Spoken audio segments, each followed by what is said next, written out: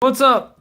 What's up, everybody? So this here is the chart that I use for developing adventures. I think we should do. I thought I would do it in a minutia sort of aspect, so people could maybe use it for themselves. I sort of explained it kind of before, but it was mostly the idea. This is kind of a how-to. You start off with the center. Like, this is the most basic form. Like, you start off with your party in the center here, and you decide like the things your party like are currently doing, are likely to do, are going to have happen to them even though they don't know it yet.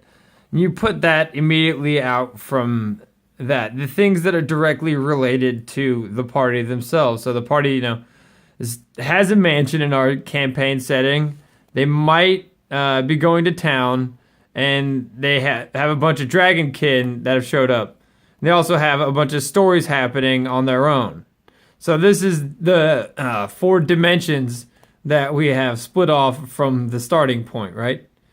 And then each point, like the towns, there's Crossroads, Deep Forge, and Fentalid.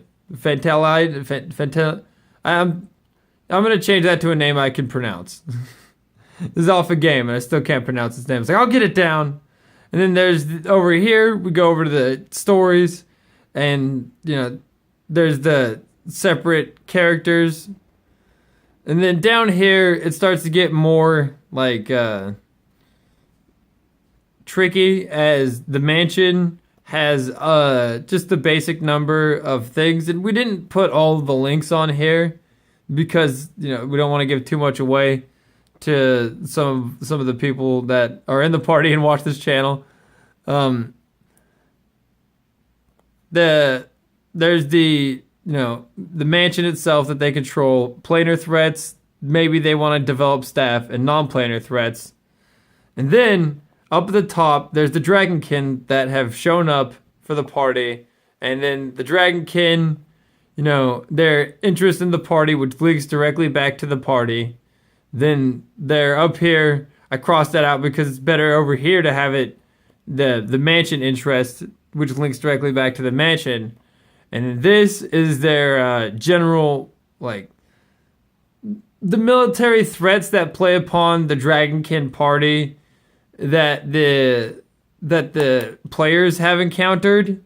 They're not current. Well, I shouldn't say threats, but their military code, their commander, the things that the party doesn't exactly know about yet are like up here. And each of these points you could expand. Like, each of these points gives you an expansion point. Like, we'll go over here to the Crossroads. The Crossroads, you'll start splitting off vendors and things that the Crossroads does. Same thing with Deep Forge. Same thing with Fentalid. Same thing with We'll call it Fartown, just for now, and then I'll rewrite it.